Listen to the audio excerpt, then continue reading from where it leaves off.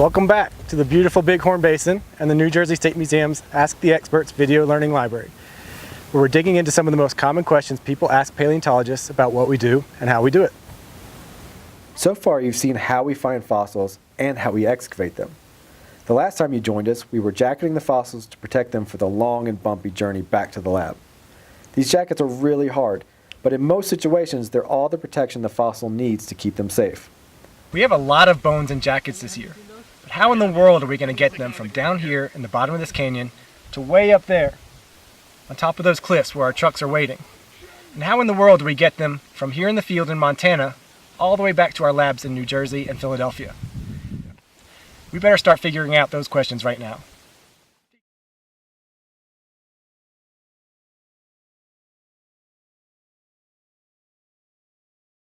Every year we find fossils in different places, and sometimes those places are not exactly ideal. This year the fossils we're excavating are at the head of a box canyon, surrounded on three sides by cliffs hundreds of feet high. The first thing we have to do is figure out how we're going to get those jackets from way down here to way up there, since there's no way those trucks are getting any closer than they already are. It usually isn't this difficult, so we're going to have to think outside the box this time. We have some small jackets that we can carry out, either in our hands or strapped to our backpacks. Jackets a little bit bigger sometimes can be rolled onto a tarp and carried out by several members of our team.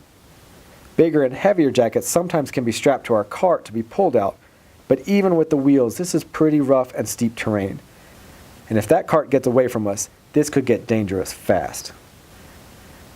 Sometimes we've been really lucky and have been able to slide the jackets downhill right into our trucks. But there's really no way we can get our trucks down here, and even if we did, we've got some really big jackets this year. Some of these jackets weigh hundreds of pounds, and there's absolutely no way we're carrying them up there. We're going to have to call for reinforcements. In the old days, the jackets would be hauled by horse-drawn carriages and wagons, and then maybe trains or even ships back to the labs, which at that time were usually in big eastern U.S. cities like New York, Philadelphia, Pittsburgh, and New Haven, Connecticut. Their journeys were long and dangerous, often taking weeks or even months to complete. Thanks to modern technology and infrastructure, though, we can make that same trip in just 3 or 4 days.